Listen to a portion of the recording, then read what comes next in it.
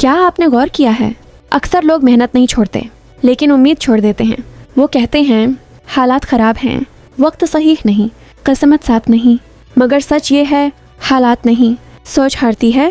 کامیاب لوگ بھی انہی حالات سے گزرتے ہیں، فرق صرف ایک ہوتا ہے، وہ رکھتے نہیں۔ آج خود سے وعدہ کریں، بہانے نہیں، کوشش کریں گے، کیونکہ جو ہار مان لیتا ہے وہی ہار جاتا ہے۔